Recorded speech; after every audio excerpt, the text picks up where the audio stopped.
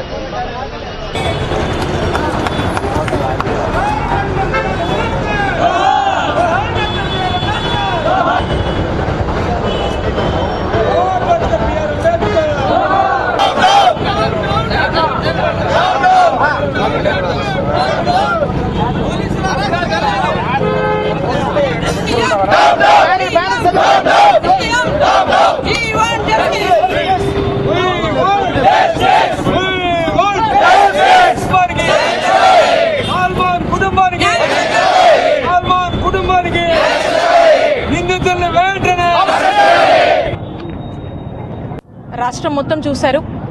మన పల్నాడు జిల్లా పిన్నెలి గ్రామంలో ముందా సల్మాన్ అనేటువంటి ఒక దళితుడిని దారుణంగా, మానుషంగా, ఎంత మూర్ఖంగా అక్కడ ఉన్నటువంటి టీడీపీ నాయకులు అతన్ని రాడ్లతో తల మీద కొట్టి చంపడం మీరందరూ కూడా చూశారు.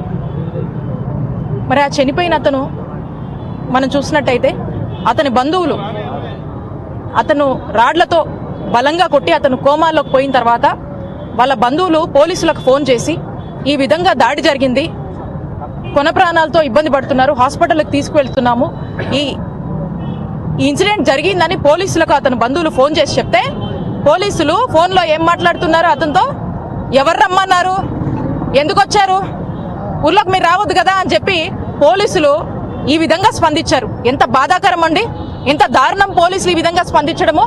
లా అండ్ ఆర్డర్ కాపాడాల్సినటువంటి ఇలా పోలీసులు ఇప్పటికే పిన్నెలి గ్రామంలో ఎలక్షన్ అయిపోయిన దగ్గర నుంచి ఈ 18 నెలల కాలంలో 400 మంది పైగా కుటుంబాలు బయట ఉంటే మరి ఎవరు రమ్మన్నారు అని చెప్పి ఇతన్ని ఎవరు రమ్మన్నారు అని చెప్పి వాళ్ళ బంధువులతో ఈ విధంగా మాట్లాడుతున్నారంటే లా అండ్ ఆర్డర్ కాపాడాల్సినటువంటి పోలీసులే ఇలాంటి హత్యల్ని, ఇలా గుండాల్ని, ఇలాంటి రౌడీజాల్ని ప్రోత్సహిస్తున్నారా అని మనకు